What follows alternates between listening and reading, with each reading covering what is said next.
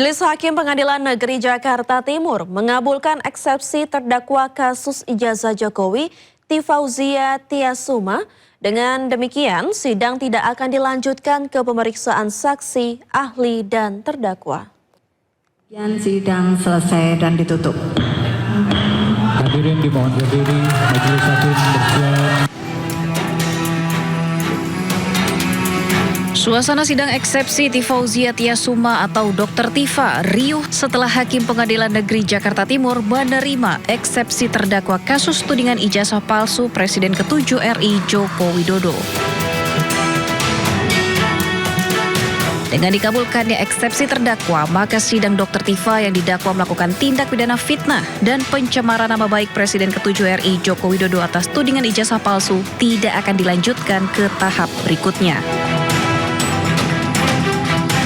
Memperhatikan ketentuan pasal 75 ayat 2 huruf B, ayat 3, dan pasal 206 ayat 1 Undang-Undang Nomor 20 Tahun 2025 tentang Kitab Undang-Undang Hukum Acara Pidana serta peraturan perundang-undangan lain yang bersangkutan, mengadili, menyatakan perlawanan dari tim advokat terdakwa tersebut diterima.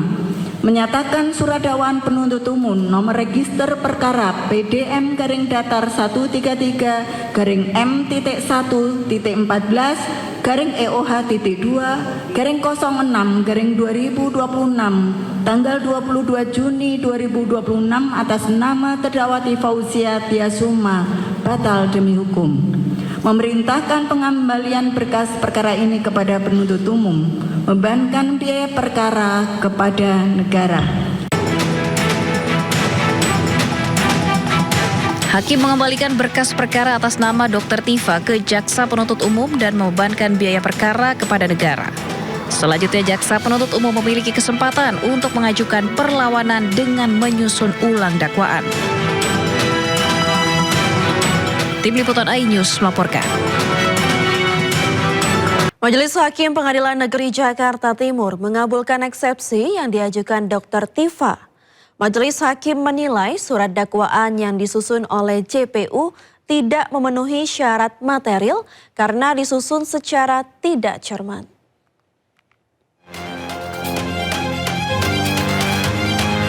Majelis Hakim Pengadilan Negeri Jakarta Timur mengabulkan eksepsi yang diajukan oleh terdakwa kasus tudingan ijazah palsu Presiden ke-7 RI Joko Widodo, Tifauzia Tiasuma atau Dr. Tifa.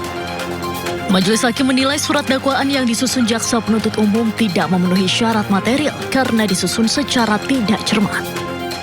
Atas dasar itu, surat dakwaan dinyatakan batal demi hukum dan pemeriksaan perkara tidak dilanjutkan. Dalam pertimbangannya, Majelis Hakim menilai Jaksa Penuntut Umum memasukkan dua pasal yang mengatur delik yang sama, tetapi berasal dari dua rezim undang-undang yang berbeda sebagai dakwaan alternatif. Menimbang bahwa penuntut umum dalam dakwaan alternatif pertama subsidiar dan dakwaan alternatif kedua subsidiar telah menentukan dua pasal yang mengatur delik sama persis, hanya saja berada dalam dua rezim undang-undang berbeda yang terhadapnya berlaku azas-azas sebagaimana telah disebutkan di atas, antara lain azas lex meteor, azas lex posterior derogat legi priori. Menimbang bahwa alternatif yang demikian akan menimbulkan ketidakpastian hukum karena seakan menunjukkan bahwa penuntut umum tidak dapat menentukan pilihan pasal mana yang akan ia dakwakan untuk perbuatan yang sama dan karenanya akan dipersidangkan. Menurut Majelis Hakim, penyusunan dakwaan tersebut justru menimbulkan ketidakpastian hukum karena menunjukkan keraguan-raguan Jaksa Penuntut Umum dalam menentukan pasal yang tepat untuk didakwakan atas perbuatan yang sama. Dari Jakarta, Tim Liputan iNews melaporkan.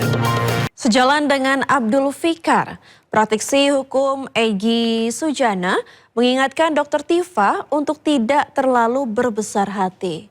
Sesuai pasal 75 ayat 4, Jaksa Penuntut Umum dapat mengajukan dakwaan baru dalam 7 hari ke depan pasca putusan sela. Paham gitu loh, atau tidak mengerti saya. Kok euforia seolah-olah kasusnya menang dan langsung hal-hal yang bersyukur itu, syukur sih wajib, bagus kita mensyukuri sesuatu. Tapi ini belum akhir, belum. Masih ada peluang dari jaksa untuk dakwaan yang diulang gitu loh. Nah, KUHP yang baru pasal 75 ayat 4 menyatakan boleh dapat diulang. Tapi persoalannya di waktu 1 minggu. Nah, saya duga dengan keras kalau jaksa penuntut umum tidak lakukan dakwaan ulang terhadap putusan setelah ini, diduga ada permainan yang menyesatkan gitu loh. Di Sindo siang pemirsa, hari ke-9 pencarian, tim SAR gabungan kembali menemukan 1 korban tenggelamnya KM Nurul Salsa di perairan Kepulauan Selayar, Sulawesi Selatan. Basarnas sudah hadir.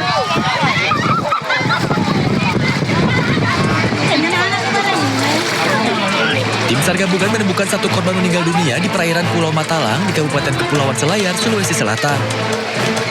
Korban ditemukan dalam kondisi membengkak dan sulit dikenali setelah diduga terombang-ambing di laut selama 9 hari. Setelah dievakuasi ke Pulau Matalang, jenazah langsung dibawa menggunakan kapal SAR menuju Pelabuhan Soekarno-Hatta, Makassar. Setibanya di Makassar, jenazah diserahkan kepada tim DVI Polda Sulawesi Selatan untuk proses identifikasi. Hari ini memasuki hari ke-9 dan pada pukul 12.00 lokal time, tim SAR gabungan berhasil menemukan 1 orang korban dalam keadaan meninggal dunia di perairan Pulau Matalang dan langsung dievakuasi ke Pulau Matalang.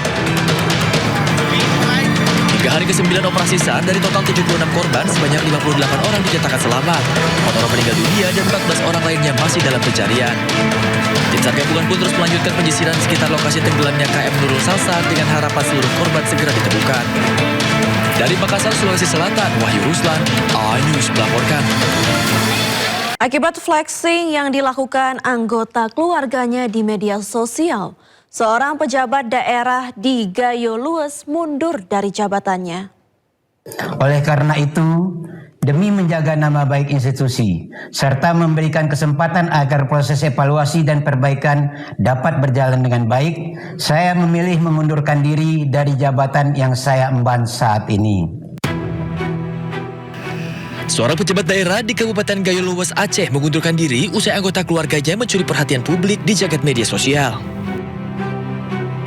Wanita diketahui merupakan anak dari salah satu pejabat Gayo Lues ini mengunggah sejumlah foto yang menunjukkan kemewahan. Saya yang bertanda tangan di bawah ini, nama Dr. Nepi Rizal MKes MH, jabatan Asisten Pemerintahan Keistimewaan Aceh dan Kesra. Melalui surat ini, saya menyampaikan pengunduran diri dari jabatan yang saya emban terhitung sejak tanggal 23 Juli 2026. Keputusan ini saya ambil dengan penuh kesadaran dan tanggung jawab akibat munculnya perhatian publik terkait perilaku anggota keluarga saya yang menimbulkan polemik dan telah mempengaruhi kepercayaan masyarakat. Ini bukan pertama kalinya terjadi. Anggota keluarga pejabat yang memamerkan kemewahan atau flexing di media sosial berujung membawa karir pejabat terkait berakhir. Dilansir dari laman Instagram @dea.aa, putri pejabat pemerintahan ini memamerkan gaya hidup mewahnya serta sejumlah tangkapan layar yang sekaligus menyeret nama Dr. Nepi Rizal. Postingan yang beredar di media sosial ini membuat geram warganet di kolom komentar. Bahkan Dea terlihat sempat menanggapi komentar warganet dengan foto dan tulisan bernada angku sebelum akhirnya menutup laman Instagramnya.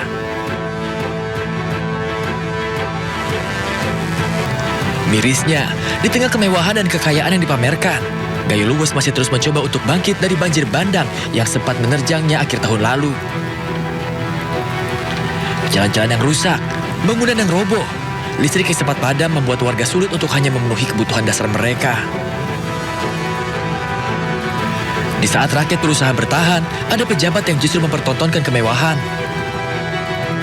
Ini menjadi gambaran bahwa kekuasaan tanpa empati hanya menjadi ironi.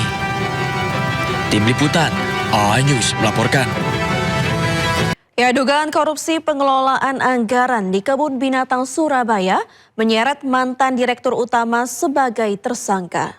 Kasus ini diduga menyebabkan kerugian negara hingga miliaran rupiah dan berdampak pada pemeliharaan satwa.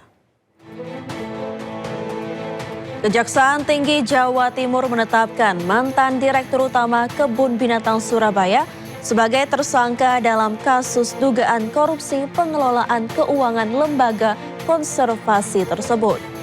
Penyidik menemukan dugaan pemotongan anggaran pakan satwa serta penggunaan dana yang tidak sesuai peruntukannya. Penyimpangan pengelolaan anggaran terjadi selama periode tahun 2016 hingga 2024 dengan nilai kerugian negara diperkirakan mencapai 10,2 miliar rupiah. Akibat perbuatannya tersebut, sejumlah satwa di Kebun Binatang Surabaya tidak sehat dan tidak terawat.